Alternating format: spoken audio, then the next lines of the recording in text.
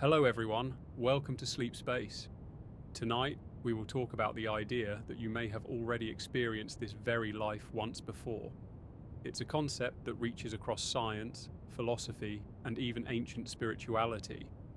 It asks us to think about memory, identity, and the nature of time itself. Before we begin, I'd love to ask you, where are you listening from? And what time of day is it right now? Are you lying in bed in the quiet of the night, or maybe resting during the early morning? Are you somewhere far away, beneath stars I cannot see from here? Wherever and whenever you are, I'm glad you're here with me.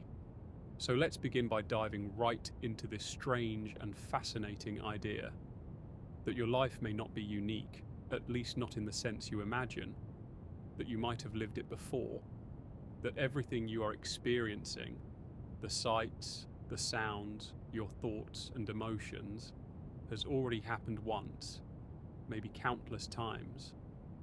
At first, this sounds like science fiction or myth, but the notion of repeating lives has appeared throughout human history. Ancient cultures and modern philosophers alike have been drawn to the question, does existence repeat? Could the universe and everything in it be playing on a loop? One of the most striking versions of this idea comes from Friedrich Nietzsche, the German philosopher of the 19th century. Nietzsche described something he called eternal recurrence. Imagine, he wrote, that a demon whispered to you, "This life you live now, you must live again, and again, and again, countless times. Every joy, every sorrow, every breath, every mistake, every triumph, repeated endlessly." Would that knowledge fill you with despair, or would you embrace it as the ultimate affirmation of your existence? Nietzsche wasn't necessarily claiming it was physically true, but he posed it as a challenge. If you knew your life would repeat eternally, could you still embrace it? But let's step away from philosophy for a moment and look at science. Because science, in its deepest corners, doesn't completely rule this out. Time, as you and I experience it, feels like a one-way river. We move from past to future, from birth to death. But in physics, the laws that govern matter and energy don't necessarily see time that way. Many of the fundamental equations of physics are time-symmetric, meaning they work the same whether you run them forward or backward. From the perspective of those equations, time doesn't have a natural direction. So why do we feel it does? Physicists often point to something called entropy. Entropy is a measure of disorder, and the second law of thermodynamics says that entropy always increases in a closed system. This gives time its arrow. Things move from ordered states to disordered states. Ice melts into water, never the other way around, without intervention. That's why we remember the past, but not the future. Entropy gives us a direction, but if entropy resets under certain cosmic conditions, could time itself loop? Could the universe run back to its starting point, only to begin again? This leads us to cosmology. There are theories of the universe that suggest it is cyclical. Instead of beginning with a single Big Bang and ending with a lonely death, the cosmos might go through endless cycles of expansion and contraction. Some scientists call this the Big Bounce model. In this view, the universe expands, cools, and eventually collapses in a big crunch.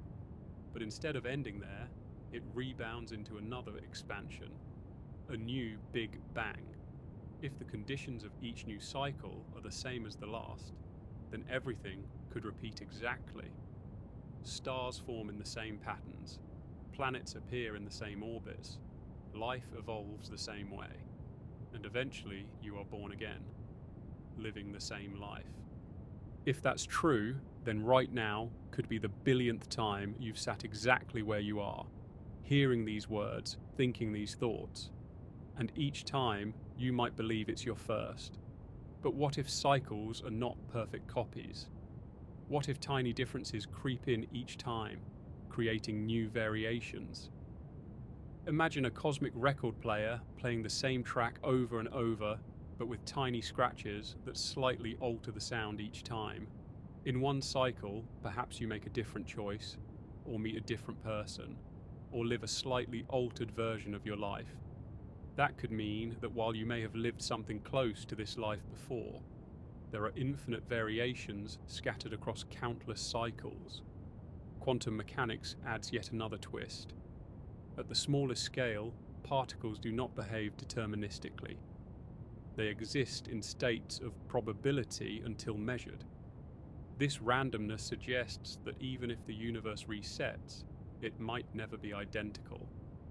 But there's also the many worlds interpretation, which suggests that every possible quantum outcome actually happens in its own separate branch of reality. That means there could be versions of you living countless, slightly different lives. And somewhere in that branching multiverse, there may be a version of you living this life exactly as you are now. Not once, but infinitely. Now think about identity. If another cycle of the universe creates another you, exactly the same down to every memory and thought, is that truly you? From your perspective, you only remember this one version.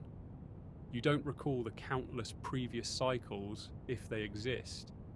But maybe that doesn't matter. If a person indistinguishable from you exists in another cycle, then for all practical purposes, it is you reliving this same life. That brings us to memory. Why don't you remember living this life before?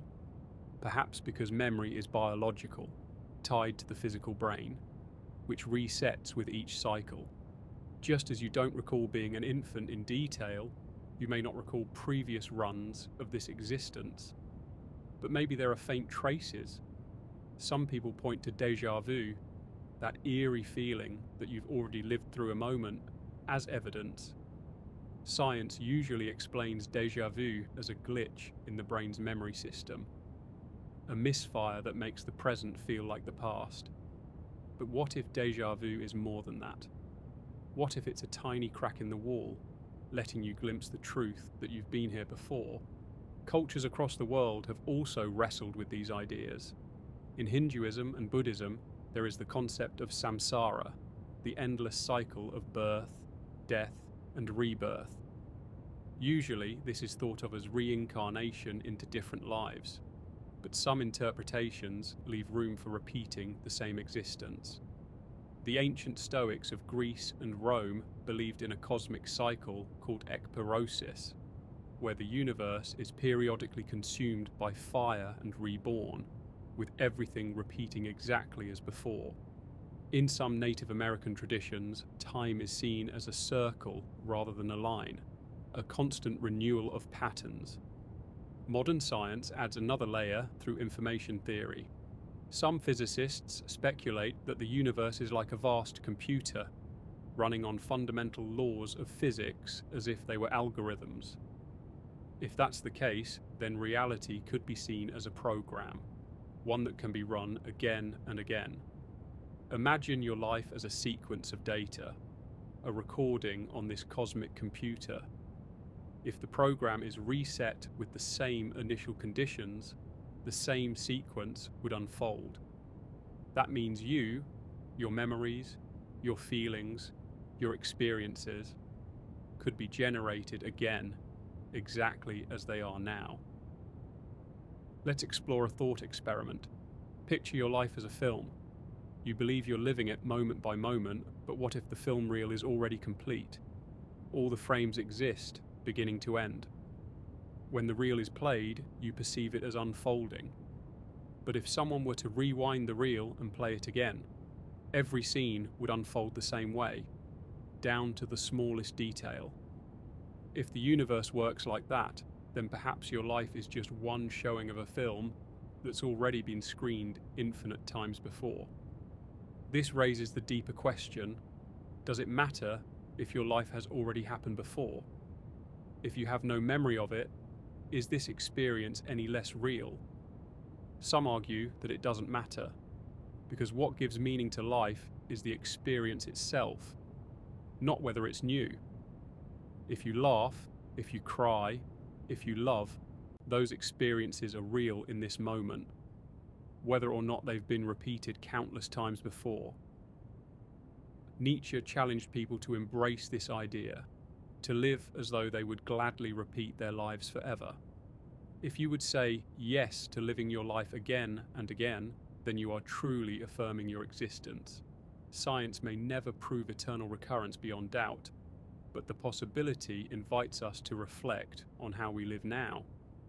So as you consider this tonight, think of your life not as a straight line from beginning to end, but as something woven into the larger fabric of time. Maybe a loop, maybe a cycle, maybe an infinite pattern. And within that pattern, every moment, including this one right now, might have happened before. You may already have heard these words, thought these thoughts, and felt this same sense of wonder long ago in a cycle beyond memory. If the idea of having already lived this life once before feels unsettling, it's worth asking why.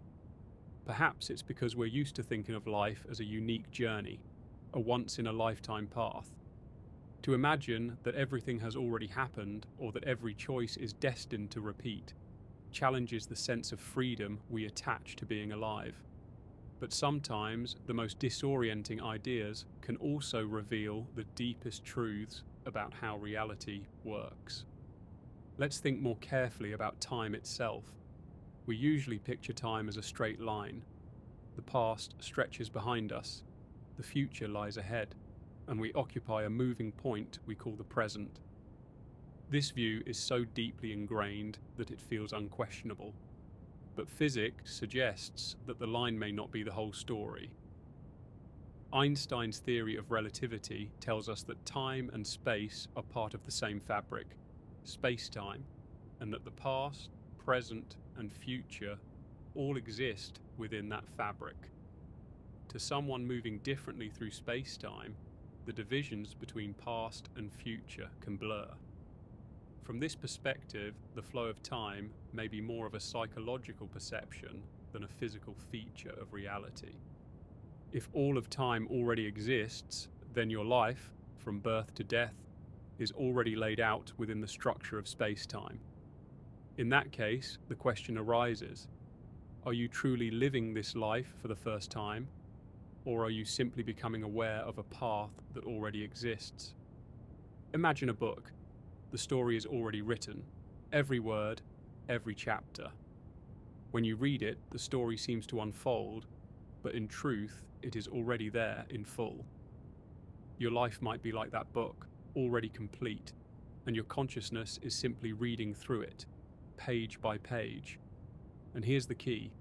Just as a book can be read again and again, perhaps your life too can be replayed. Now consider probability. The universe is vast beyond comprehension, with an estimated 10 to the power of 80 atoms and billions of galaxies.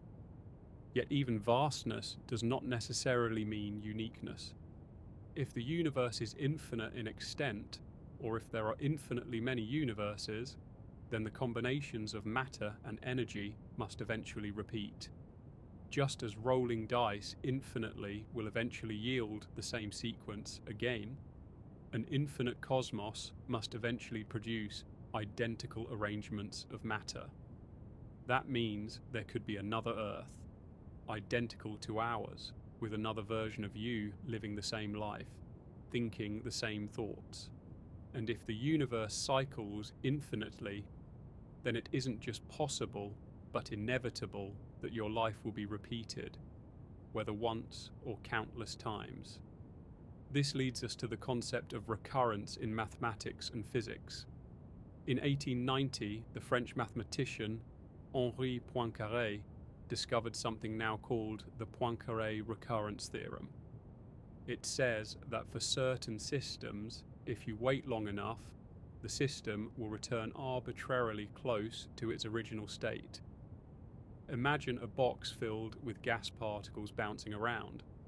If you wait long enough, an unimaginably long time, the particles will eventually return to nearly the same arrangement as when they started.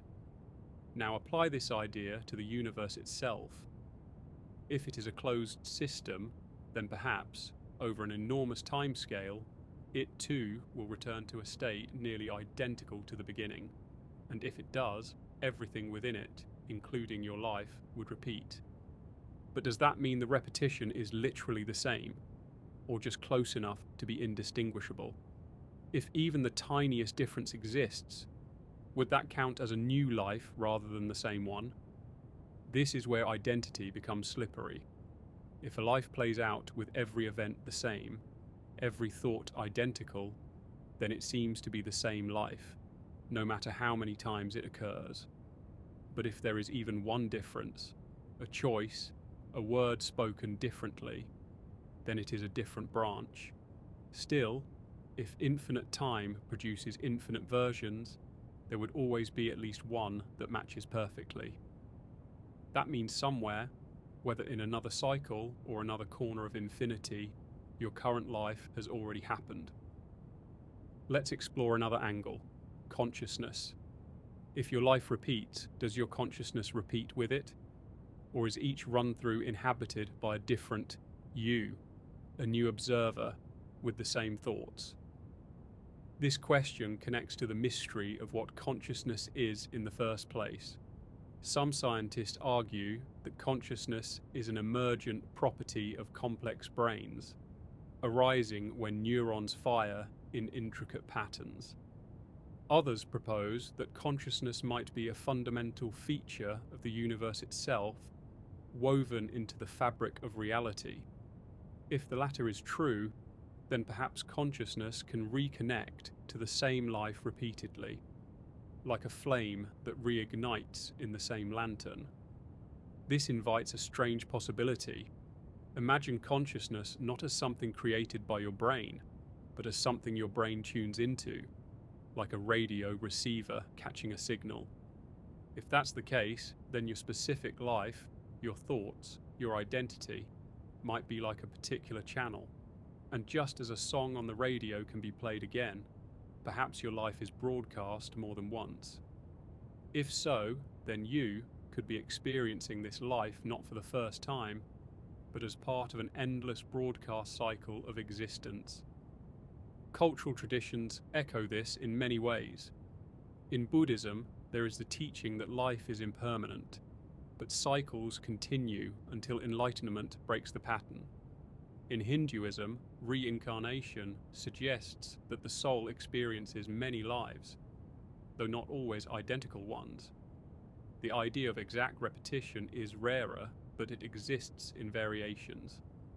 Among the Stoics, for example, the belief was that the universe repeats exactly, down to every detail, because the same conditions always produce the same results. Marcus Aurelius, the Roman emperor and Stoic philosopher, wrote about this, reflecting that everything he experienced had already happened countless times before, and would happen countless times again.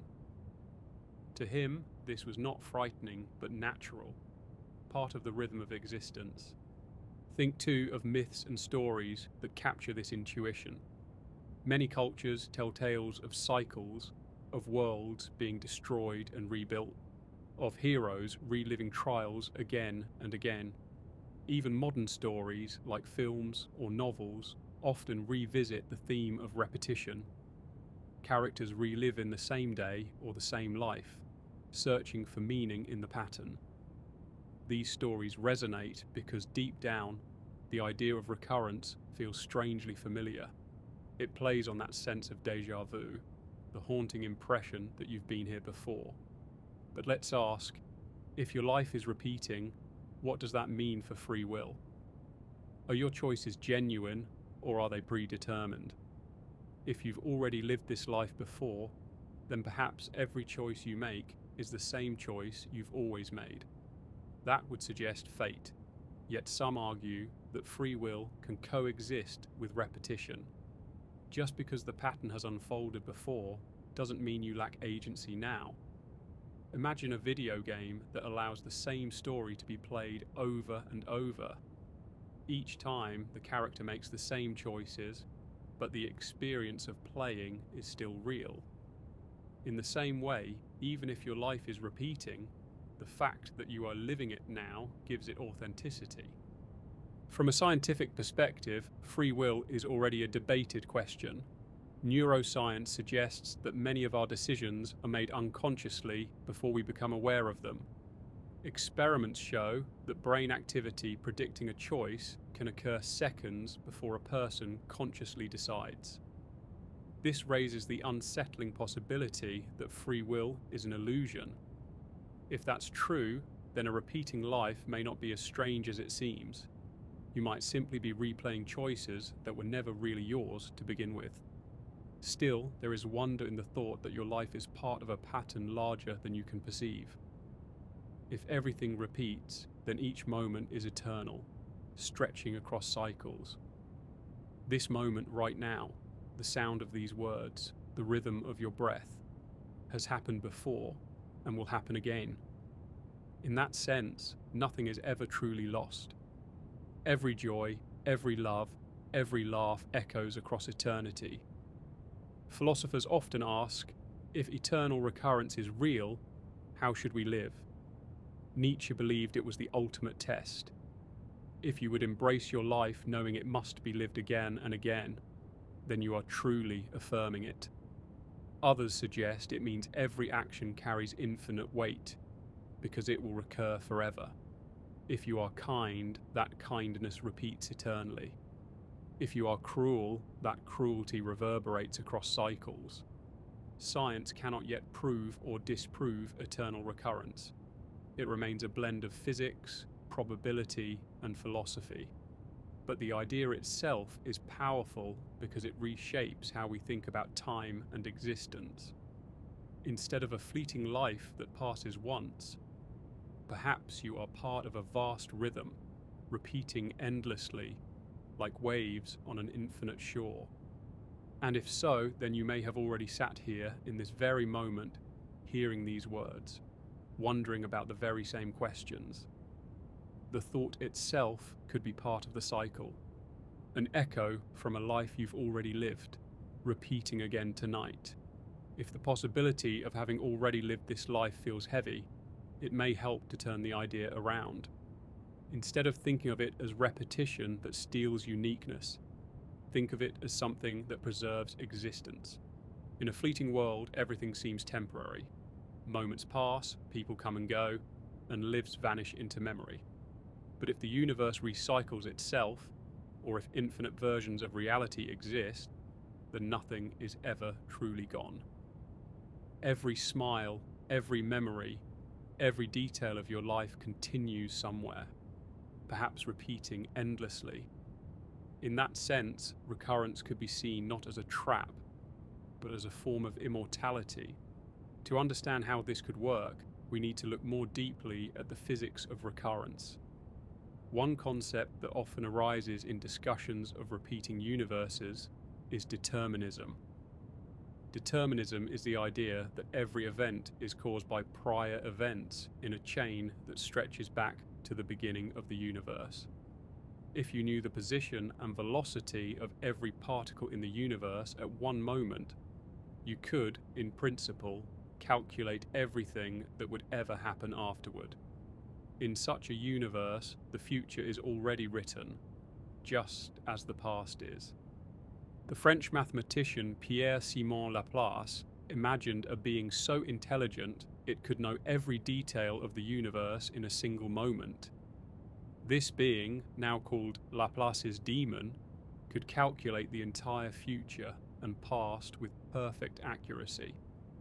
If reality really works this way, then everything you do, every choice you think you make, was set in motion at the dawn of the cosmos. If the universe cycles back to the same conditions, then all those events would play out exactly the same way again. You would live the same life, not once, but infinitely. Yet there are cracks in the picture of strict determinism. In the 20th century, physics discovered quantum mechanics, which introduced randomness at the smallest scales. Particles do not move in perfectly predictable ways. Instead, they exist in probability states. This raised the possibility that the universe is not a clockwork mechanism, but something less predictable. However, some interpretations of quantum mechanics suggest that even this randomness is an illusion. In the many worlds interpretation, every possible outcome actually happens, each in its own branch of the multiverse.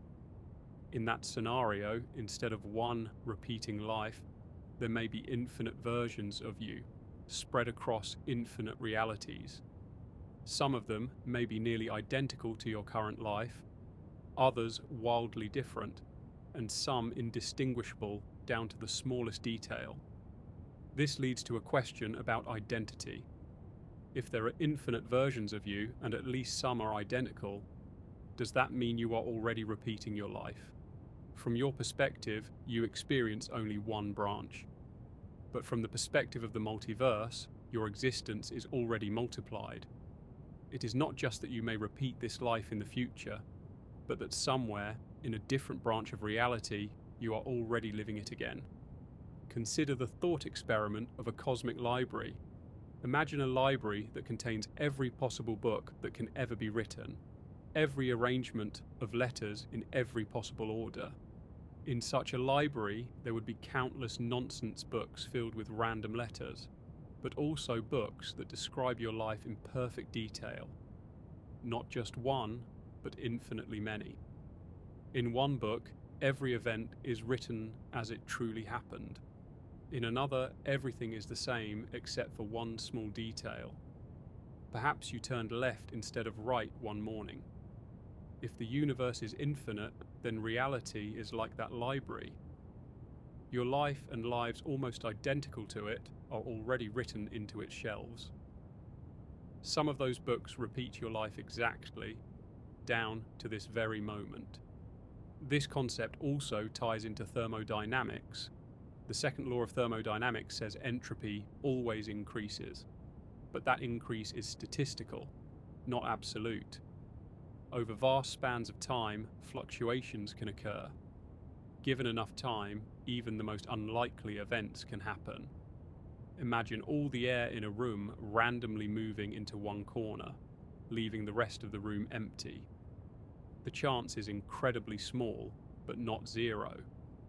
Similarly, given infinite time, the arrangement of the entire universe could fluctuate back to a state it has been in before. That means the precise arrangement of atoms that makes up you, your room, and this moment could eventually recur. It would take longer than the current age of the universe multiplied by unimaginable factors, but in principle, it is possible. But recurrence doesn't have to depend on cosmology alone. It can also be viewed through the lens of information. Think of your life not as a sequence of matter, but as a sequence of information. Every thought, every memory, every perception is a pattern. Information, unlike physical objects, can be copied and replayed. A piece of music can be performed countless times, always creating the same melody. If consciousness is a form of information processing, then in principle, it could be repeated if the same conditions reappear. In other words, you are like a song that the universe can play again, whether intentionally or accidentally. This brings us to the simulation hypothesis.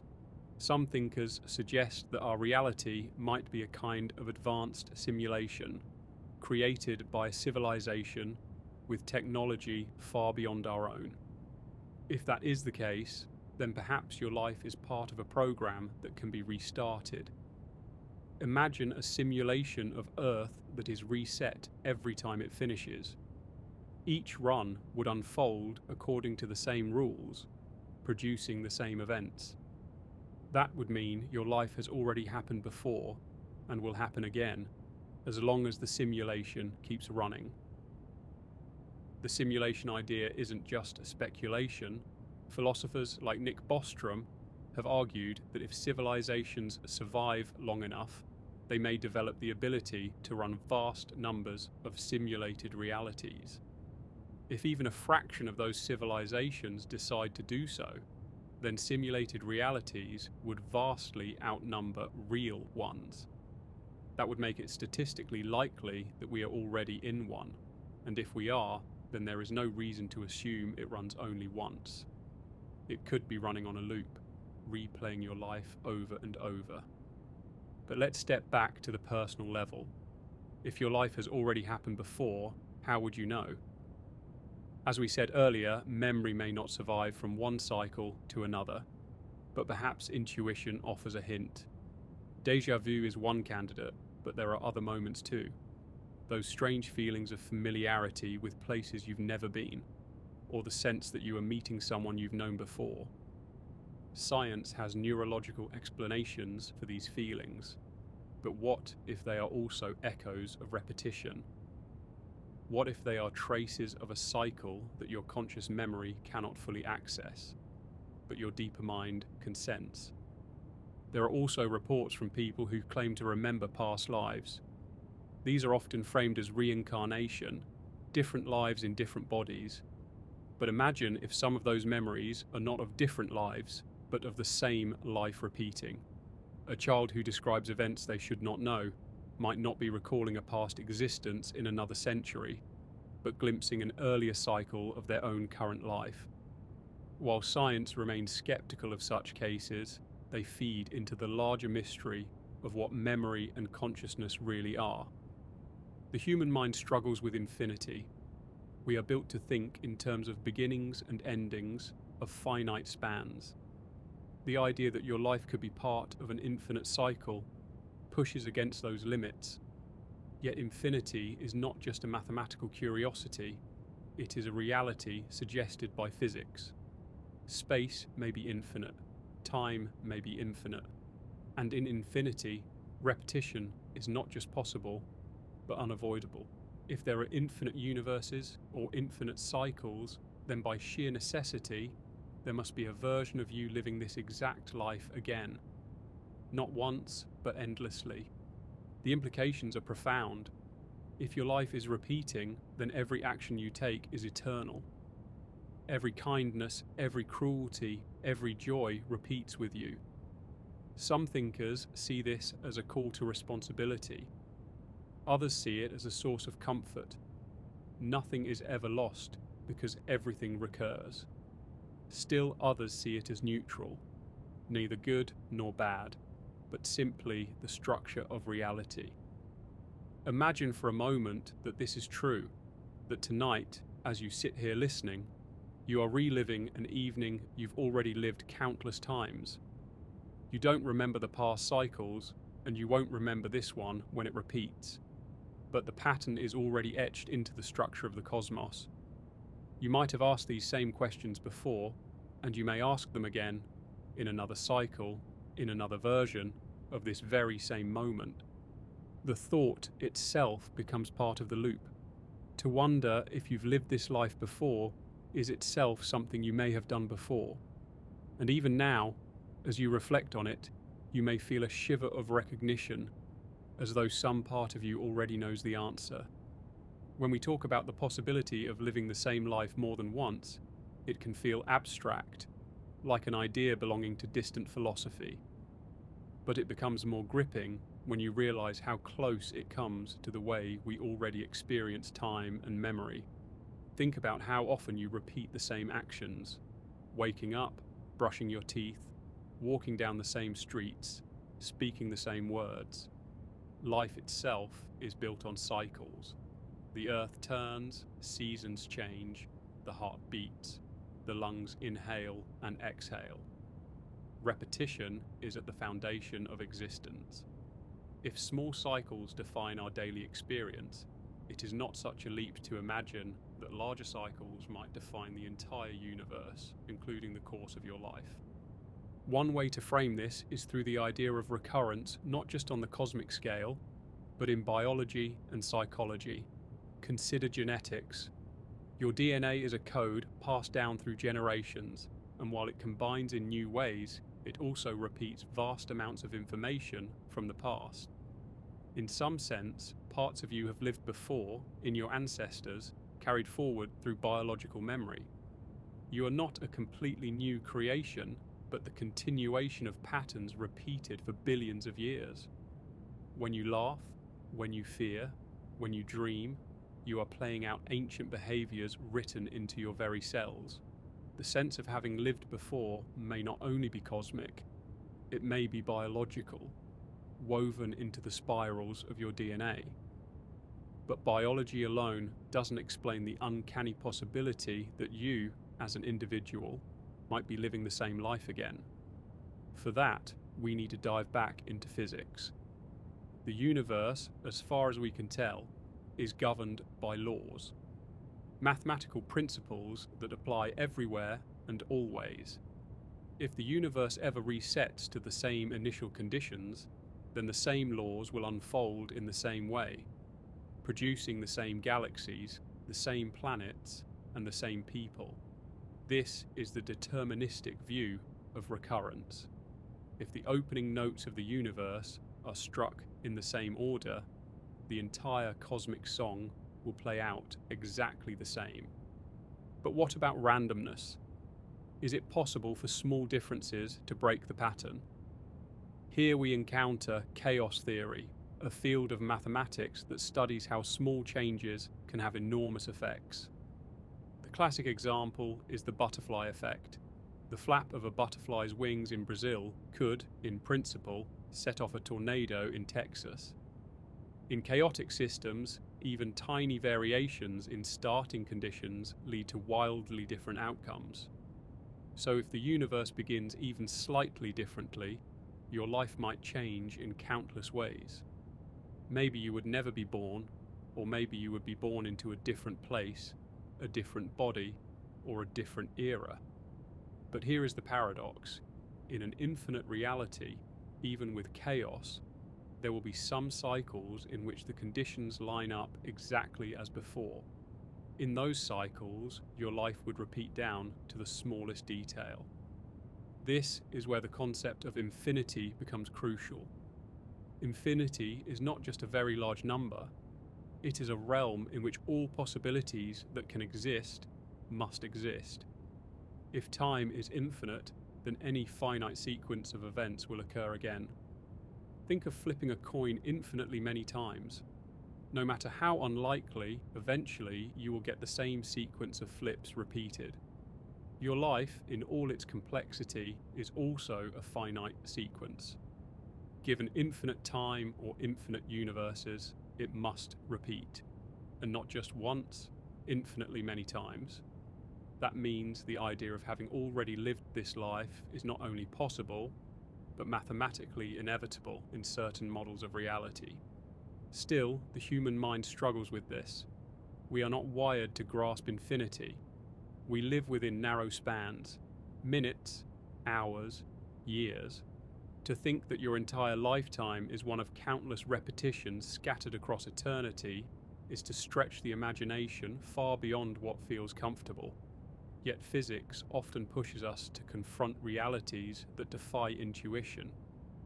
Quantum mechanics, relativity, black holes, all seemed unthinkable before they were discovered. Eternal recurrence may be just as strange, but strangeness has never been a good reason to dismiss truth. Let's pause to consider memory again, because memory is at the heart of what makes you feel like a continuous self. If you really had lived this life before, why don't you remember it? The simplest answer is that memory is tied to the physical structure of your brain. When you are reborn into the same life in another cycle, your brain develops anew, and previous memories are lost. But there is another possibility. Maybe you do carry faint impressions of repetition, but they surface only in subtle ways. That feeling of déjà vu when a moment seems uncannily familiar. The sense of knowing what someone will say before they say it. The inexplicable comfort or unease you feel in certain places. These could be shadows of memories from previous runs through the same life. Science has explanations for these experiences, of course. Déjà vu is often explained as a neurological hiccup, where short-term memory gets misfiled as long-term memory, creating the sensation that the present has already happened. But even if that is true biologically, it doesn't rule out the possibility of a deeper layer of reality where these sensations are tied to actual repetition. The brain, after all, is not separate from the universe. It is part of it. If the cosmos itself repeats, then the patterns of your brain would repeat, and with them, perhaps even the illusions of recognition that hint at something larger. Another way to think about this is through dreams. Dreams are often repetitive, revisiting themes, places, or emotion again and again. You may dream of the same house, the same landscape, the same fears. Some traditions believe dreams are glimpses into other layers of existence. If so, perhaps they are windows into previous cycles of your life, faint echoes from the version of you that lived this same life before. While science sees dreams as the byproduct of memory consolidation and random neural firing, the recurrence hypothesis invites us to see them differently, as fragments of repetition bleeding into awareness. Let's explore the role of energy. Physics tells us that energy cannot be created or destroyed. It can only change forms. The atoms in your body are billions of years old, forged in ancient stars. The energy that fuels your life once powered other forms of matter and will continue long after you are gone. In a sense, the universe is a closed system of energy, endlessly transforming. From that perspective, the idea that lives repeat is just another expression of energy recycling itself in recognizable forms. Just as waves on the ocean rise and fall, but the water remains, lives may rise and fall, but the underlying patterns endure. Cultural traditions have long echoed this intuition. The Mayans viewed time as cyclical, with eras of the world repeating in great cosmic calendars. Hinduism teaches that the universe itself is destroyed and recreated endlessly, each cycle lasting billions of years. In Norse mythology, the world ends in Ragnarok, only to be reborn. Again and again, human cultures have seen the cosmos not as a straight line, but as a wheel turning without end. If so many civilizations arrived at the same idea independently, perhaps they were sensing something fundamental about reality. Modern cosmology adds support in surprising ways. Some theories of inflation suggest that the universe we see is just one bubble in an endless foam of universes. Each bubble may expand, collapse, and give birth to new universes. If these universes are infinite, then somewhere out there is one exactly like ours, containing another Earth, another you, living the same life. And if new universes emerge endlessly, then your life will not just repeat once, but infinitely across infinite worlds. But how does this affect how we live? If you knew your life was repeating, would you live differently? Would you cherish moments more, knowing they are eternal? Or would you despair, thinking that nothing is truly new? Philosophers disagree. Nietzsche saw it as a test of strength. To embrace recurrence is to embrace life fully. Others see it as comforting, because it means nothing is lost. Every joy returns, every connection is eternal. Perhaps the truth lies in how you choose to interpret it. Imagine your life as a bead on a necklace of infinite cycles. Each bead is the same, shining with the same pattern of moments. From one perspective, it seems repetitive, but from another, it is eternal beauty, the same jewel glimmering forever. Whether that is terrifying or comforting depends on how you hold the thought. Even now, you may wonder whether you have already listened to these words before. Perhaps in another cycle, in another version of tonight, you sat in the same position, hearing the same voice, pondering the same mysteries. If recurrence is true, then this moment is not only happening now, but echoing across eternity. You may already have lived it, and you may live it again. The very act of wondering about it may itself be part of the cycle, repeating endlessly, a question without a first asking and without a final answer. The more we explore the possibility of recurrence, the more it blurs the line between science and philosophy. On the one hand, you have physics, with its deterministic laws, its cycles of energy, and its possible infinite universes. On the other, you have the human experience of memory, dreams, déjà vu, and cultural mythologies pointing to eternal return. To ask if you've already lived this life before is to invite both the equations of cosmology and the whispers of ancient traditions into the same conversation. And perhaps the truth is not found in choosing one over the other, but in noticing how they overlap. Consider time itself. In our daily lives, we experience it as an arrow, past behind us, future ahead, always moving forward. But in physics, time is not so simple. According to Einstein's theory of relativity, time is woven together with space into a four-dimensional fabric called space-time. Events do not simply vanish into the past, they exist as coordinates within this structure, like locations on a map. From this perspective, your birth, your childhood, this very moment, and even your final breath all coexist within the fabric of the universe. You are moving through them sequentially, but they are all there in space-time. If that is true, then perhaps you have not only already lived this life, you are still living all parts of it simultaneously in different regions of the cosmic map. This idea brings us to something called the block universe model of time. In this view, time does not flow, it simply is. Past, present, and future exist together as a completed whole. Imagine a reel of film. The entire movie exists at once, each frame already determined. You only see one frame at a time, giving the illusion of motion, but the reel itself contains the whole story. If reality is like that, then your life is not something moving forward and vanishing into memory. It is a permanent structure etched into space-time. From that perspective, the question changes. It isn't whether you have lived this life before, it's whether you are forever living it, embedded eternally within the fabric of reality. But recurrence adds another layer to this. If space-time itself could reset or cycle, then the reel of your life might not just exist once, it could exist countless times, replaying endlessly. And since you only experience it one frame at a time, you might never notice the repetition. To you, it always feels like the first run-through, yet from a higher vantage, you may be walking the same path, step for step, again and again. Let's pull this into the realm of quantum mechanics, where things get even stranger.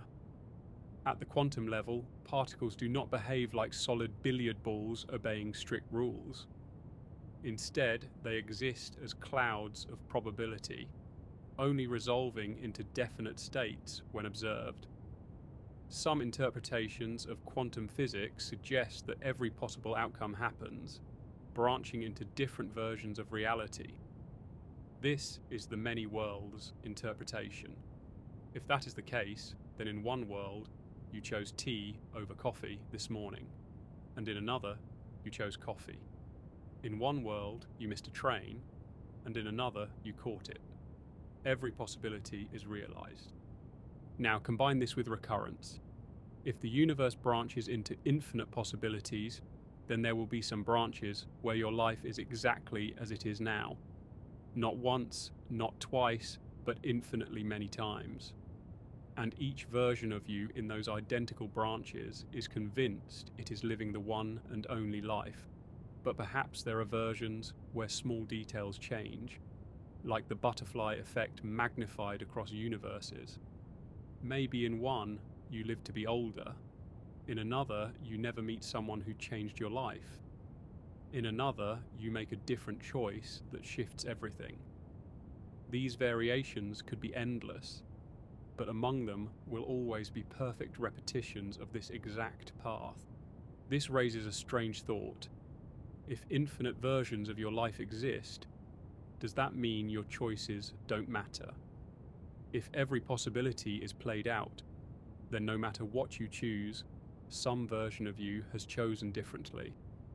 Some philosophers argue this makes free will an illusion, but another perspective is that your choices matter profoundly because they define which branch of reality you, in this moment, are conscious of.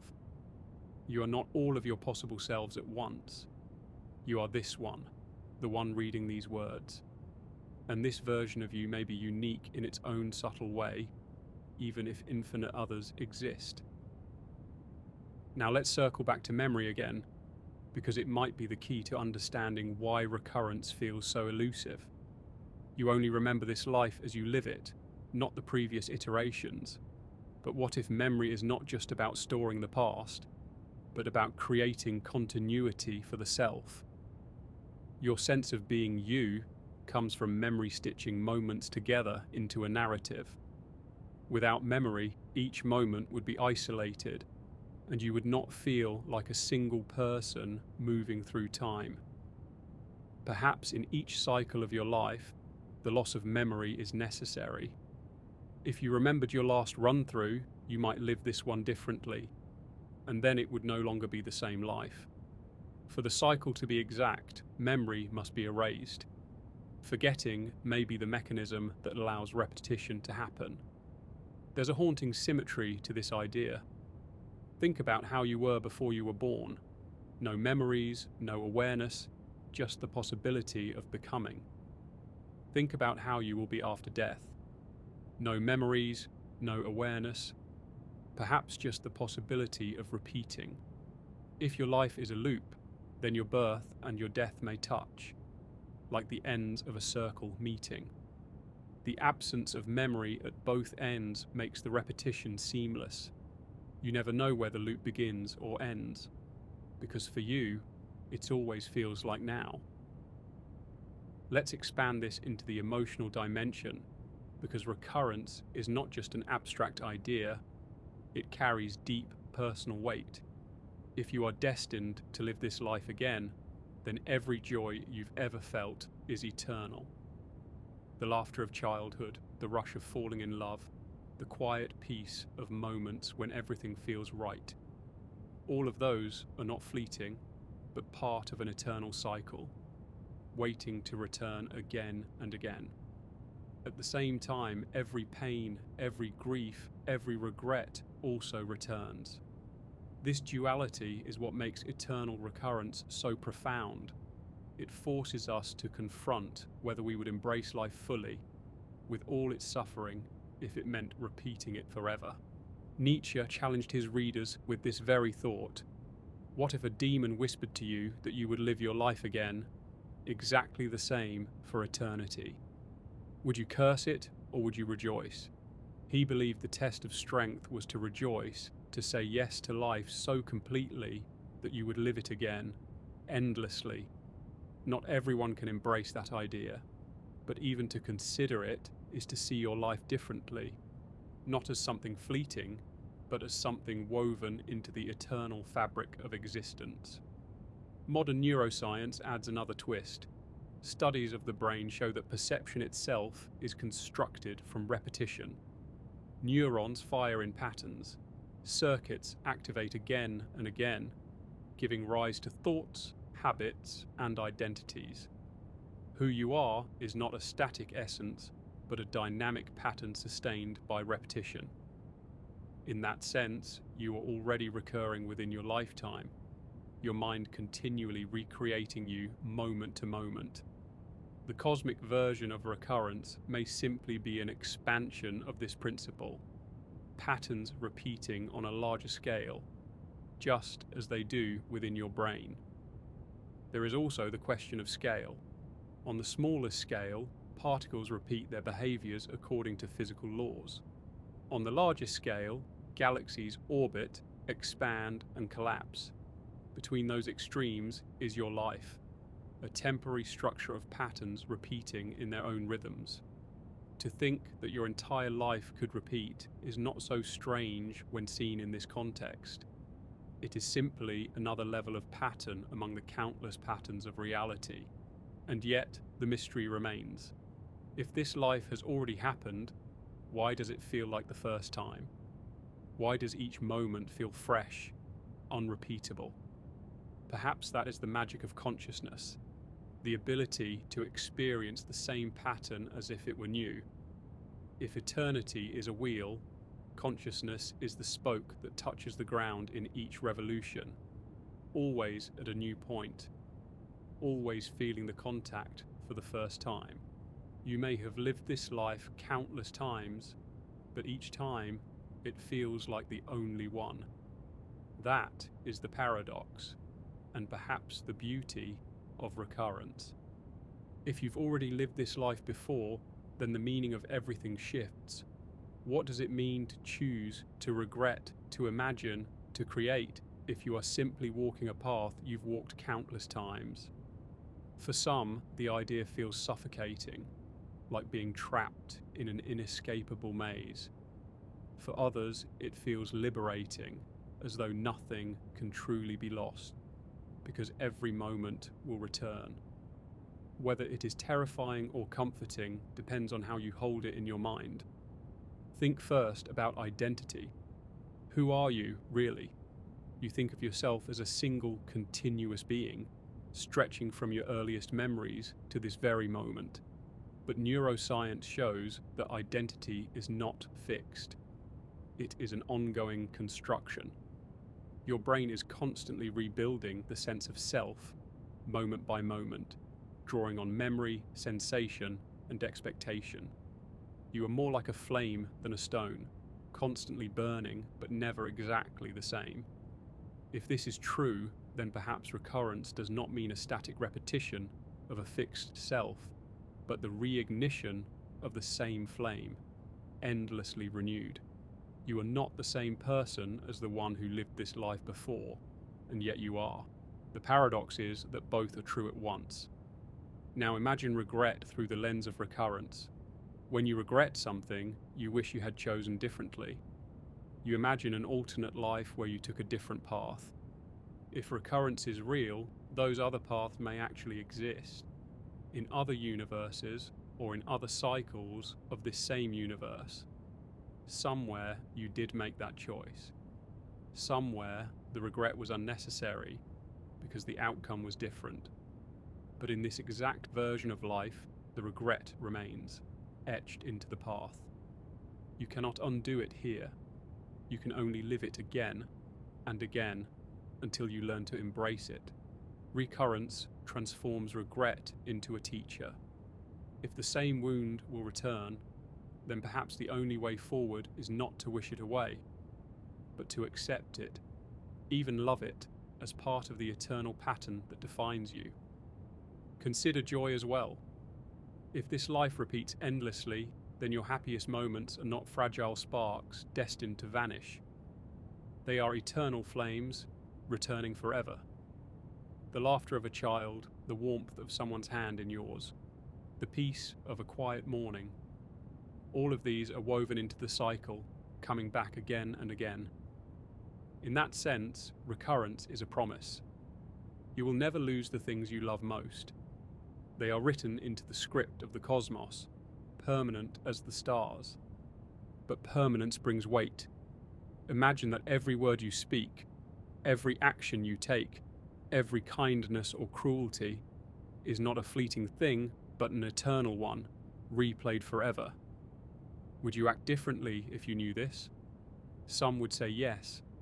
That knowledge of eternal recurrence would force them to live more deliberately, to embrace joy and compassion, to live in such a way that they could welcome the cycle instead of fearing it. Others might say no, that nothing changes, because each choice is already written into the eternal script, and you can do nothing but follow the line. This raises the question of free will again. Do you actually choose your life, or is it already determined?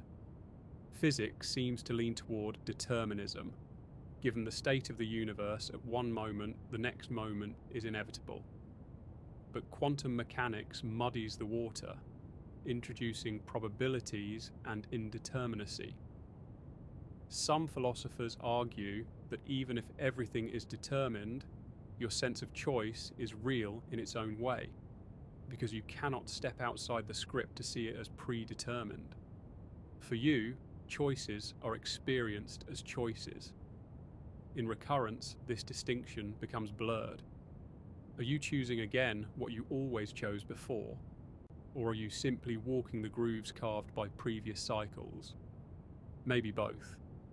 Let's think about meaning. If life happens only once, then meaning must be carved quickly before it disappears. That's how many people live, desperate to make something of their fleeting time. But if life repeats endlessly, then meaning is not something temporary, it is eternal. The meaning of your life is not diminished by repetition. If anything, it is reinforced. Whatever you love, whatever you value, whatever you fight for, those things are not erased by death. They come back again and again as eternal features of the cosmos.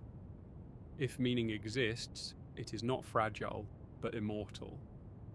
Now let's explore the psychological side of this more deeply.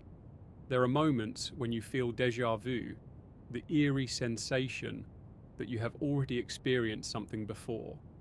Science explains this as a glitch in memory. Your brain momentarily misfiles the present as the past. But what if déjà vu is more than that? What if it is a ripple of memory breaking through from the last cycle of your life? A faint echo reminding you that you have stood here before, spoken these words, thought these thoughts. Most of the time, you cannot access those memories because they would disrupt the cycle. But perhaps, in rare moments, a trace leaks through, and you glimpse the truth. This is not the first time. Dreams might also hold fragments of previous cycles. Sometimes in dreams, you encounter places you've never been, people you've never met, yet they feel strangely familiar. Neuroscience says dreams are the brain mixing and matching stored memories. But if recurrence is real, maybe dreams are windows into the archive of past lives. The same life lived before. A dream could be a scrambled transmission from your other selves, replaying fragments of moments you have not yet lived again. That is why some dreams feel prophetic, only to make sense later when events actually happen. They may not be visions of the future at all, but memories of what you already experienced in another cycle. There is also the strange phenomenon of intuition. Sometimes you just know something without knowing why. You avoid a path that would have led to trouble. You feel instantly comfortable with someone you just met. Science calls this unconscious pattern recognition, the brain picking up on subtle cues. But perhaps intuition is also the memory of recurrence, guiding you along the path you have already walked. Your other selves whisper to you through instinct, nudging you toward choices you already know you will make. From another perspective, recurrence may not be literal at all. It could be a metaphor for the way the human mind works. You replay moments in memory, relive emotions, retell your story. The past returns in thought, again and again, shaping the present. In this sense, you have already lived this life before, not in cosmic cycles, but in the theatre of memory. Every time you revisit a moment, you live it again, though never exactly the same. Recurrence, then, is not about the universe repeating, but about the way you carry eternity within you, through memory, reflection, and imagination. But there's something profound in thinking cosmically, too. Imagine the scale of the universe, billions of galaxies, each with billions of stars stretching into infinity. Imagine time extending not just into the past and future, but looping, cycling, repeating. In such a vast structure, it would be strange if your life happened only once. The sheer immensity of existence suggests repetition. In a universe so vast, the improbable becomes inevitable. Somewhere, somewhen, you are living this exact life again and again. So perhaps the question is not whether recurrence is true, but how you live if it is. Do you embrace your life so fully that you would gladly live it again forever? Or do you feel trapped by the thought of repetition? This is the heart of the eternal return. It is not just a theory, but a challenge. To look at your life as though it will repeat forever forces you to weigh it differently.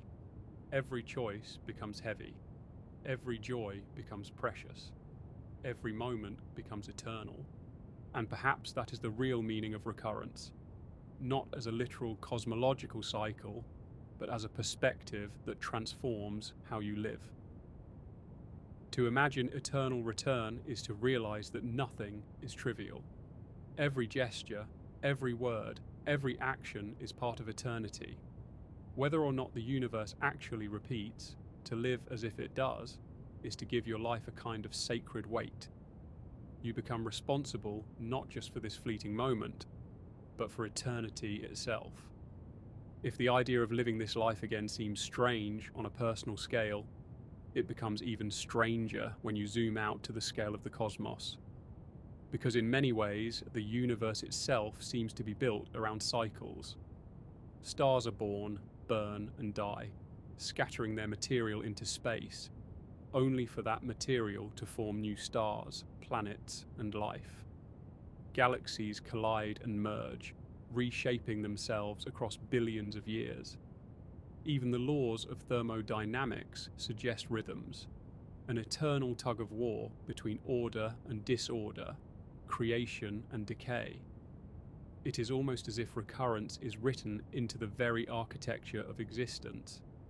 But the biggest question is whether the universe itself repeats. This takes us into cosmology, the study of the origin and fate of the universe. For a long time, many scientists assumed the universe had no beginning and no end, that it simply always existed. Then came evidence of the Big Bang, about 13.8 billion years ago, which showed the universe expanding from an unimaginably hot, dense state. The discovery of cosmic background radiation in the 20th century confirmed it. The universe had a birth. That was both thrilling and unsettling, because if it had a beginning, it might also have an end. So what happens when it ends? The possibilities are many, and each one carries with it echoes of recurrence. One possibility is the Big Crunch. If gravity eventually overpowers expansion, the universe could collapse back into a single, dense point. All stars, galaxies, and atoms would be pulled together into a fiery implosion. Some physicists suggest that out of that collapse, a new Big Bang could occur, birthing a new universe. If that cycle repeats infinitely, then everything, including your life, returns endlessly. A universe that dies and is reborn forever is a cosmic mirror of the idea of eternal recurrence. But there's a problem.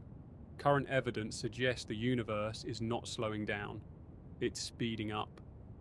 Expansion is accelerating, driven by something scientists call dark energy, a mysterious force that makes up about 70% of the cosmos.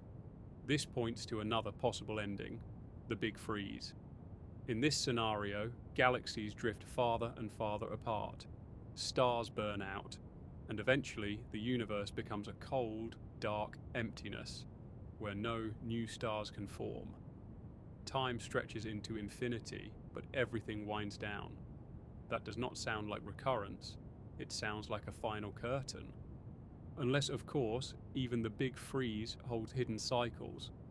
Some theorists suggest that expansion itself might eventually break apart space and time, resetting the universe in a way we cannot yet imagine. In such models, time is not a straight line toward heat death, but a circle folding back on itself. If that's true, then the end of time may also be its beginning, and recurrence is unavoidable. Then there's the more radical idea, eternal inflation. In this model, our universe is just one bubble in a vast, inflating multiverse. Inflation, the rapid expansion that occurred in the earliest moments after the Big Bang, and never really stopped. It continues endlessly, creating new universes like bubbles in boiling water. Each bubble may have its own laws of physics, its own version of reality. In an infinite multiverse, anything that can happen does happen, infinitely. That means there are universes where you exist, universes where you never existed, and universes where you were living this exact life word for word, action for action, endlessly duplicated across the cosmic foam. Recurrence, in this sense, is not just possible, it's mathematically guaranteed. But does that count as you living again? If there are infinite copies of you scattered across infinite universes, are they the same you, or just perfect lookalikes? If another version of you is living this same moment in a distant universe, does that mean you have already lived it? Or does your consciousness make this instance unique? The multiverse forces us to ask whether recurrence is about physical duplication or about identity itself. Is yourself tied to the specific molecules that make you up, or could it be recreated anywhere, anytime, and still be you? This is where physics meets philosophy. Some argue that consciousness is tied to the arrangement of matter, not the matter itself. If that's true, then every time the same arrangement arises, whether in this universe or another, you appear again. You are not unique in substance, but in pattern, and patterns can repeat. In fact, in a large enough universe, they must. Imagine writing a sequence of numbers on paper. If the paper is infinite, eventually the sequence will repeat. The same is true of existence itself. If the cosmos is infinite, your exact life will eventually reappear, not once, but endlessly. Another idea comes from the concept of Poincaré recurrence, a principle in physics that states that in a finite system, given enough time, all states will eventually repeat. Imagine shaking a box of sand for eternity.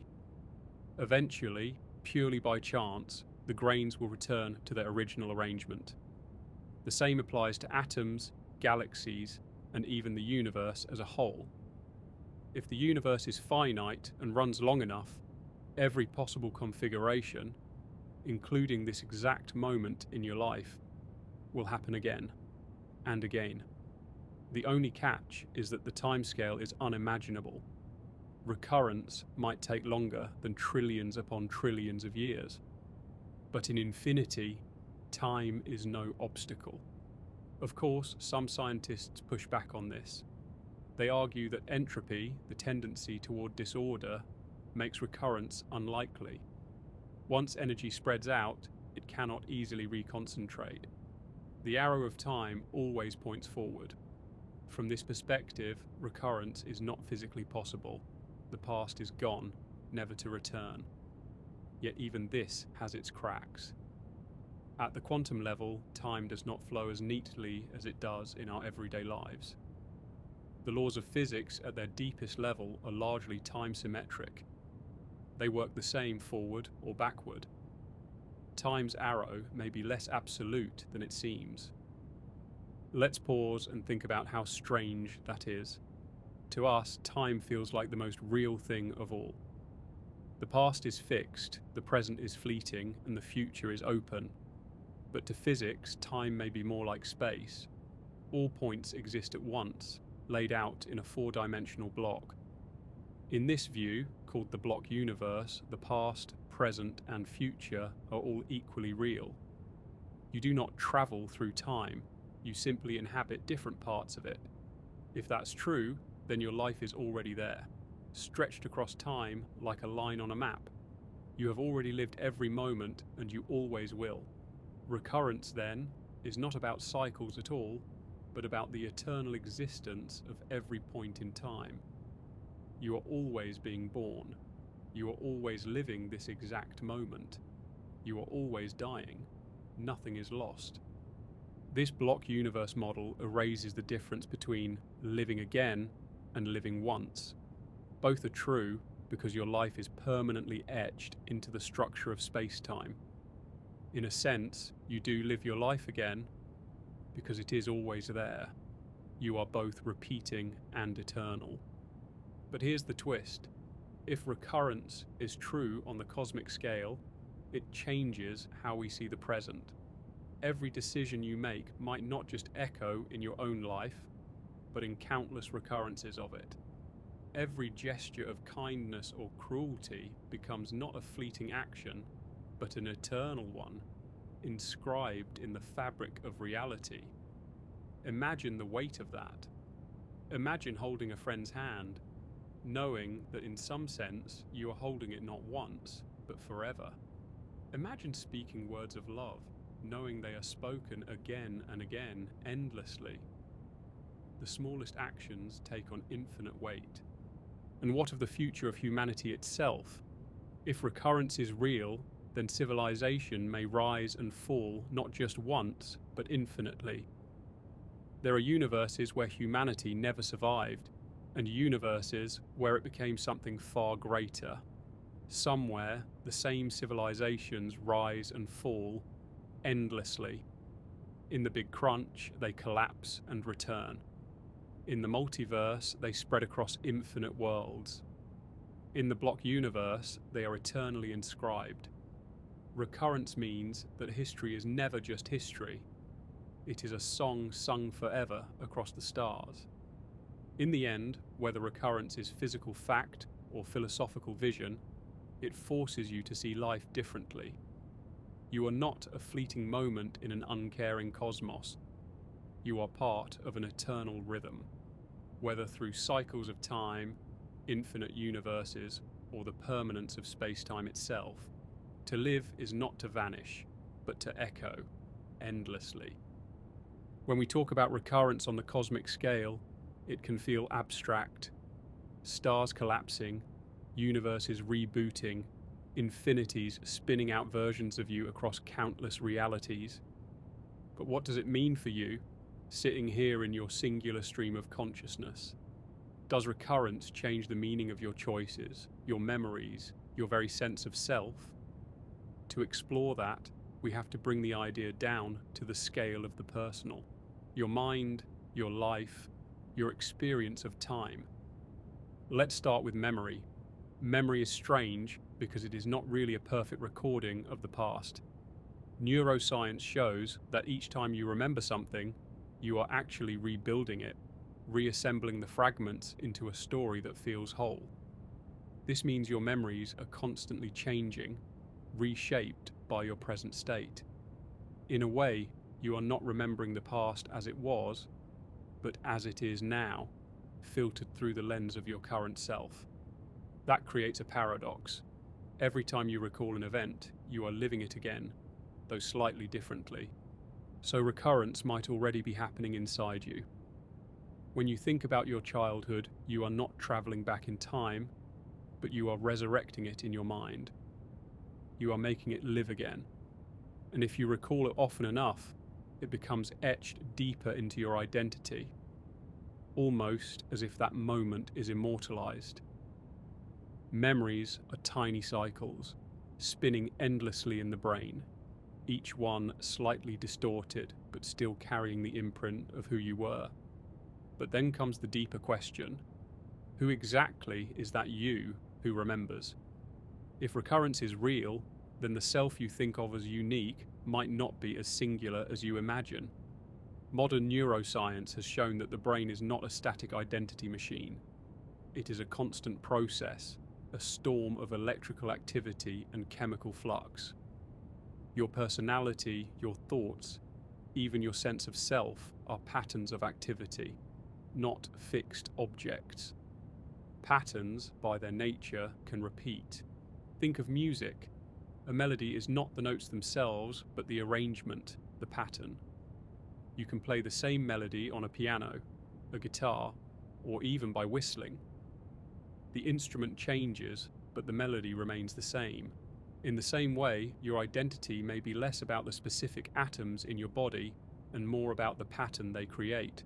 If recurrence is true, then somewhere, whether in this universe or another, the same pattern arises again.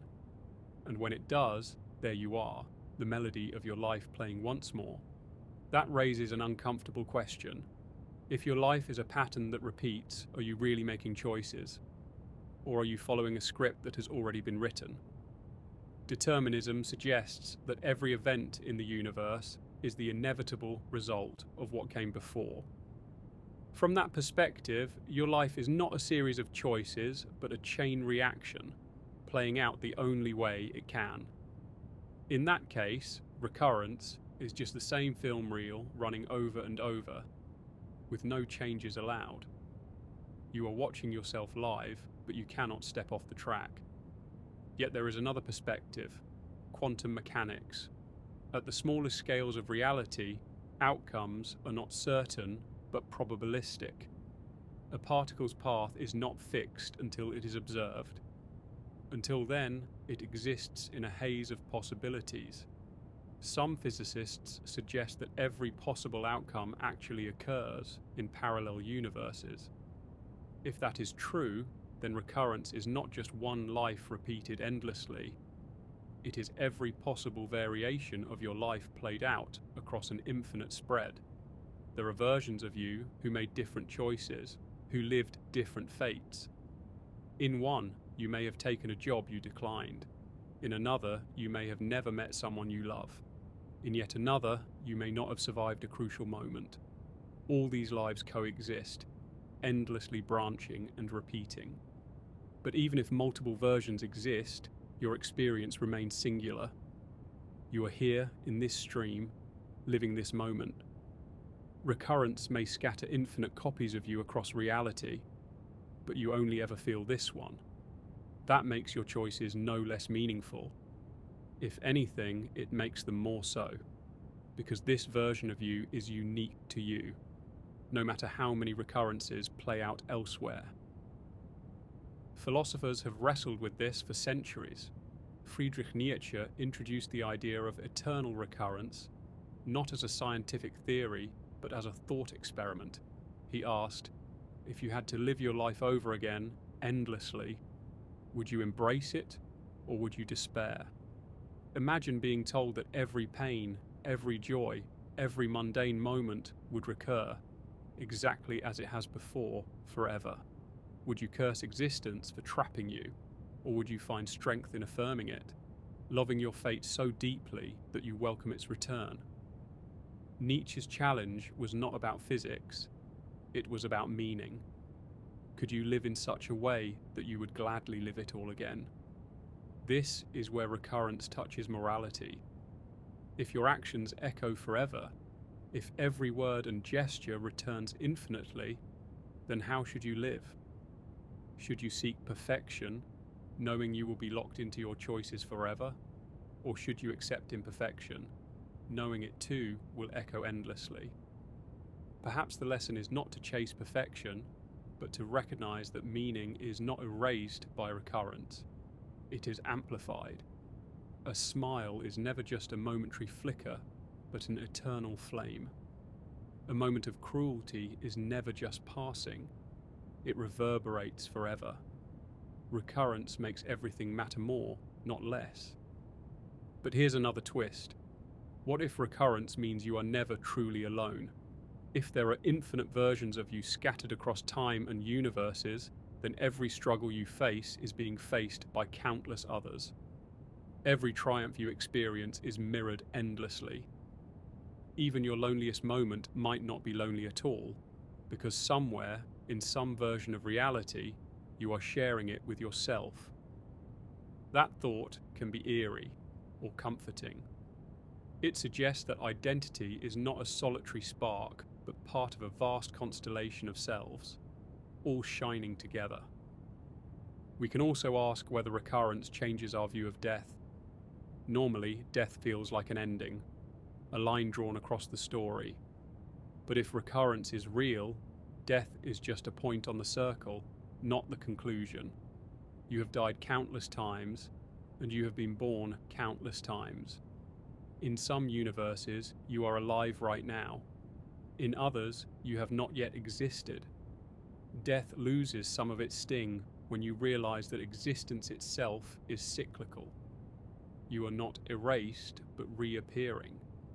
You are not gone, but returning. Of course, there is a danger in this line of thought. If you believe recurrence guarantees your return, you might be tempted to see your current life as less valuable, less urgent. Why care about this moment if it will come again? But perhaps that is exactly the wrong conclusion.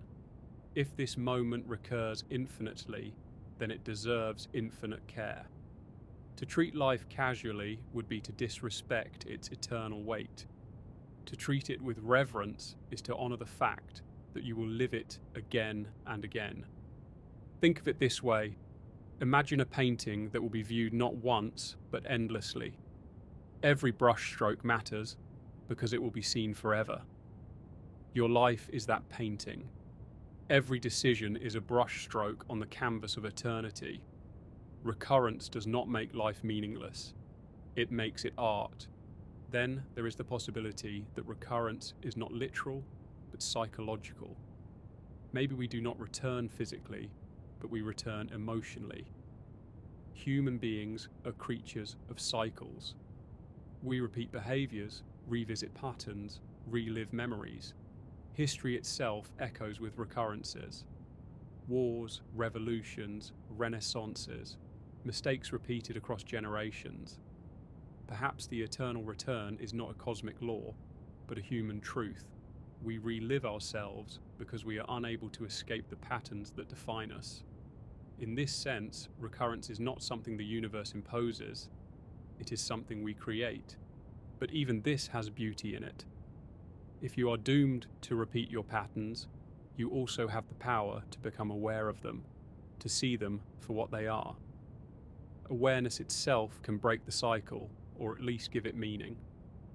To realize you are repeating is to wake up inside the loop.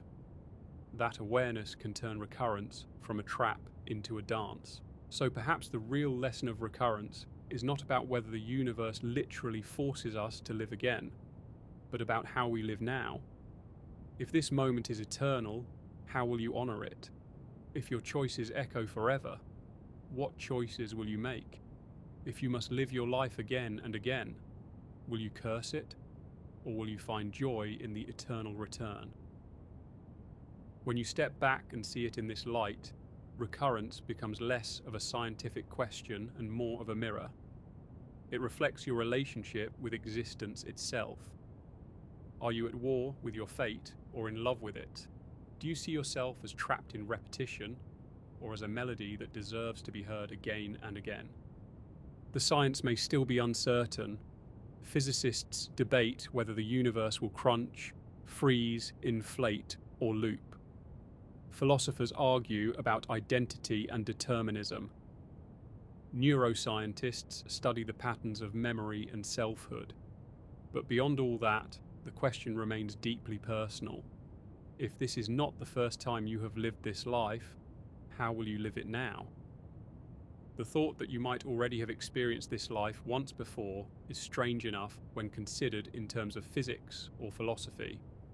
But what happens when you bring psychology and neuroscience into the picture? These fields add another dimension because they don't just examine the external mechanics of time and the universe, but the internal mechanics of the mind. If consciousness itself is central to the experience of existence, then understanding how it might recycle, loop, or echo becomes essential to this idea. Consider first the way memory is structured in the brain. Memories aren't stored like a continuous video recording of life.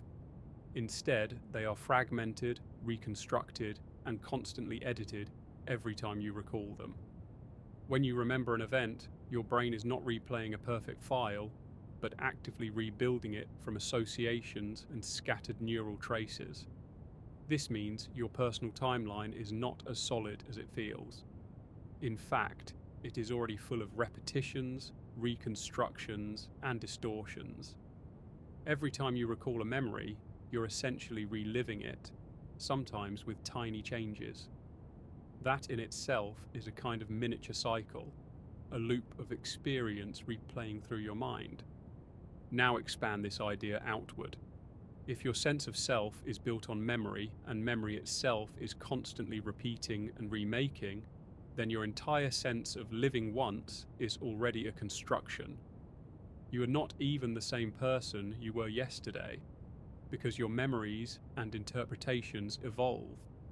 If this is the case, then perhaps the question of whether you've already lived this life before isn't only a cosmic one, it might already be true at the scale of your brain. The self you feel now is both new and recycled at the same time. Neuroscience also raises questions about déjà vu. The prevailing scientific explanation is that déjà vu occurs when the brain processes incoming information through a neural pathway that overlaps with memory pathways. This creates the illusion of familiarity, as if you've been here before. But some thinkers have taken it further. If your brain is constantly reconstructing the present moment from fragments, then perhaps déjà vu is not an error, but a glimpse into how time itself might loop. It may be the cognitive echo of having truly experienced this moment before, even if only in some hidden layer of reality. There is also the phenomenon of near-death experiences. People who come close to death sometimes report seeing their entire lives flash before their eyes. Neurologists suggest this may be caused by abnormal surges of activity in the brain as it shuts down. But from another angle, it's almost like a rehearsal or a replay, a condensed cycle of existence compressed into a moment. If such a full replay is possible at the edge of death, could it be that death itself initiates a full reliving of life, stretching the replay into what feels like an entire lifetime? If so, then each time you die, you might simply be cast back into the start of your own story, re-experiencing everything without ever realizing it. One interesting modern theory that ties consciousness into cycles of existence is the idea of the block universe from physics, combined with brain-based perception of time. In a block universe, past, present, and future all coexist simultaneously in a four-dimensional structure.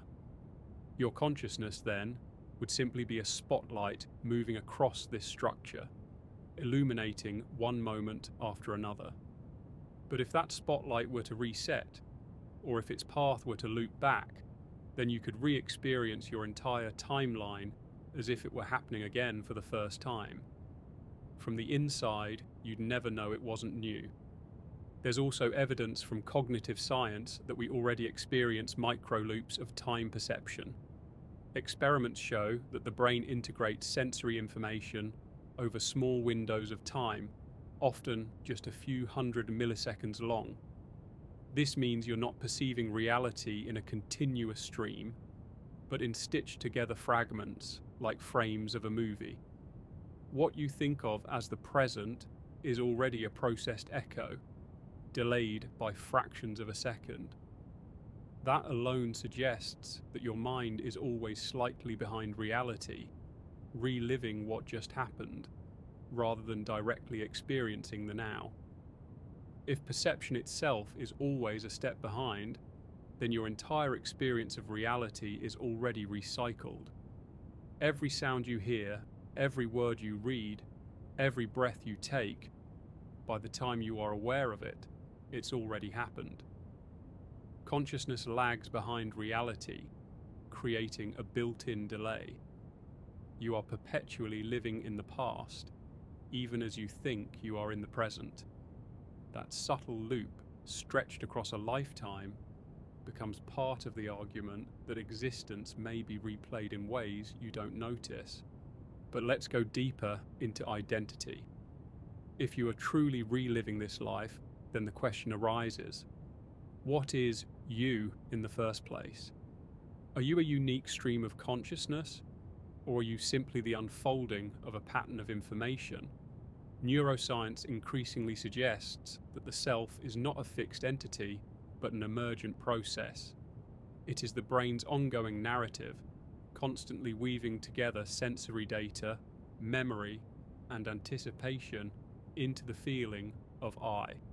If that's the case, then replaying your life doesn't require some immaterial soul carrying across cycles. All that's needed is the pattern repeating itself under the same conditions. And since the pattern is emergent, the version of you in this cycle is every bit as real as the version in the last. This can be unsettling, but also strangely liberating. Imagine that your entire sense of self is like a melody. Each time the universe cycles, the same melody is played again. It doesn't need to be stored somewhere. It just arises when the right notes are struck. You, right now, are the living melody. If the universe plays the tune again, the same song will return, complete with every note of your life, every joy and sorrow. Another line of thought comes from the philosophy of information. If the brain is an information processor, then your consciousness is essentially the flow of information structured by your biology. And information, unlike matter, doesn't decay in the same way. Patterns can persist, repeat, and resurface whenever the conditions are right. In that sense, your existence is not about holding on to a physical substance, but about whether the pattern of information is preserved. If the universe has mechanisms that reset or repeat initial conditions, then the pattern of you is bound to arise again, with no awareness that it has ever happened before. Interestingly, modern cognitive psychology also points to the brain's tendency to seek patterns, even where none exist. We create meaning out of chaos, see faces in clouds, and sense destiny in random events. This same tendency could be what makes the thought of reliving life so compelling. It feels meaningful because our minds are built to find cycles. But what if this instinct isn't just illusion? What if the brain's sensitivity to repetition is itself evidence of living within a repeating structure? Some researchers speculate that consciousness may be deeply tied to time itself, not just riding along, but actively shaping it. If so, then your awareness of moments, your sense of déjà vu, your feeling of familiarity with events, may not be mere psychological artifacts, but hints of your embeddedness in a temporal cycle. Consciousness might not just be a passenger in the flow of time. It may be the key to why time appears to flow at all. This possibility raises a profound idea. What if the reason you cannot escape the feeling that you've been here before is because, in some sense, you have? Whether through microloops in neural processing, echoes of memory, or full cosmic cycles of reality, repetition may be fundamental to your very existence. You may not only have lived this life before, you may be reliving it every second in ways large and small, without ever noticing. If we've already experienced this life once before, then everything you felt, your triumphs, your failures, your quiet moments of reflection, has unfolded before in exactly the same way, or perhaps in ways that only appear identical to you, while differing in details beyond your perception. The possibility that life is not a one-time event, but part of an endless cycle of recurrence, invites us to rethink what it means to exist at all. It reshapes our understanding of free will, memory, and identity. When scientists talk about entropy and the arrow of time, they emphasize that physical processes seem to move irreversibly from order to disorder.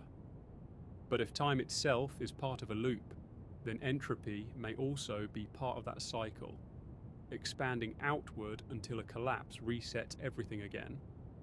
That would mean your life isn't just a fleeting moment lost in the universe, but part of an eternal rhythm where every detail resurfaces across infinite cycles. You wake, you live, you die, and then everything resets. Your birth, your childhood, your choices, even this very moment of listening. If this is the case, then we return to the haunting question: do you know? Are there moments where some trace of recognition leaks through? Perhaps déjà vu is not just the brain's trick. but a fracture in the wall of forgetfulness. Maybe it's your consciousness peeking through from a previous cycle, a faint memory whispering, "You've been here before." Or maybe dreams play a similar role, blurring timelines, giving you glimpses of futures that feel familiar because they are not new. Philosophers have long wrestled with the implications of recurrence. Friedrich Nietzsche spoke of eternal return not as a scientific claim, but as a challenge to how you live.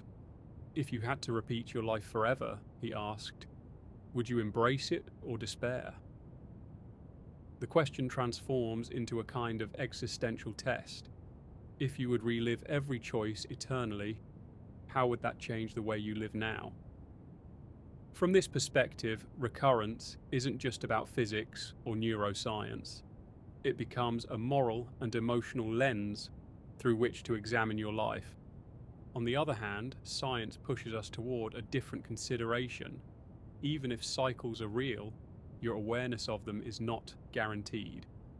Each version of you in each cycle feels unique, unaware of past versions. The continuity exists only in the structure of the universe, not in your memory. That means your life feels singular to you, even if it is one of infinite repeats. In this sense, the cycle does not diminish your uniqueness. Instead, it reinforces it. Each lived moment is complete in itself, self-contained, fully real. You don't need to remember previous iterations for them to matter. But there's also a poetic beauty in imagining that deep down, somewhere beyond ordinary awareness, you do remember. That maybe your intuition, your gut feelings, your sudden instincts are shaped by countless past cycles. Maybe that inexplicable sense of knowing what to do in critical moments is the result of experience lived before, now resurfacing as an unconscious guide. If so, then the cycle isn't a trap. It's a reservoir of wisdom built across endless repetitions. Neuroscience continues to suggest that the self is more fluid than we think. Each moment of consciousness is stitched together by the brain into a seamless story, but the stitching is fragile. Meditation, altered states, or deep sleep can reveal just how easily that sense of continuity breaks down. If the self is a constructed story, then perhaps each cycle of your life is another telling of the same story, each as vivid and convincing as the last. The cycle becomes not a prison, but a retelling, a cosmic narrative reperformed endlessly on the stage of the universe. So what does this mean for you right now? If you are indeed reliving this life, then every moment is both eternal and fragile. Eternal because it will always come back. Fragile because you, in this cycle, will never experience it again once it passes. Each word you hear, each thought you think, is both a first time and a return. That duality can change how you see everything. Even something as ordinary as a breath becomes remarkable if you consider it's been taken before and will be taken again, endlessly. There's another perspective to consider. What if the loop is not perfect? What if each recurrence differs slightly, producing subtle variations? If so, then maybe you're not simply repeating, but evolving. Maybe in this version of your life you make a different choice, feel a different thought, change something minuscule that ripples outward. Across cycles, those ripples could transform everything. This idea blends recurrence with progress, an eternal cycle that also carries evolution. It suggests you are not trapped but participating in a vast process of refinement. Some physicists speculate that quantum uncertainty could provide the mechanism for such variation. If every cycle of the universe contains tiny fluctuations, then each version of your life may be nearly identical but not perfectly so. This aligns with interpretations of quantum mechanics that allow multiple possibilities to unfold. In one cycle, you may turn left instead of right, say yes instead of no, pursue a friendship instead of letting it fade. And though you don't remember past cycles, the possibility of variation suggests that your life is not just endless repetition, it is also endless possibility. This view connects intriguingly with the concept of parallel worlds. If infinite universes exist, then infinite versions of you are living parallel variations right now. Maybe eternal recurrence is not sequential but spatial. Your past lives are not behind you but beside you, running in parallel across the multiverse. The version of you listening now is one among countless others, each experiencing life as if it were the only one. In this way, the line between recurrence and multiplicity blurs. Whether time loops or worlds multiply, the result is the same. You are both unique and infinite. What does all of this mean for the human search for meaning? It may shift your focus from outcomes to moments. If life repeats, then the destination is less important than the experience of each step. The universe might not care whether you succeed or fail in some grand sense, because the story will reset. But you, here and now, care deeply. That's what makes each cycle meaningful. Your love, your curiosity, your struggle, your laughter, they matter because they are lived, even if lived again. And so, as you rest now, consider this. Perhaps you've already lain here before, listening to these words in another cycle of your life. Perhaps you've already drifted into sleep while pondering these questions, and you will do so again and again, across infinite returns. Each time feels new, because to you, it is. The cycle does not diminish the moment. It gives it weight, echoing across eternity. So close your eyes and let the thought settle in. You've been here before, and you'll be here again. The universe carries you through its rhythm, weaving you into its endless song. Tonight, you are part of that cycle once more. As you let go into rest, know that this moment is both eternal and fleeting, both old and new. Sleep gently, and when you dream, perhaps you will glimpse the echo of the life you've already lived, and the life you will live again.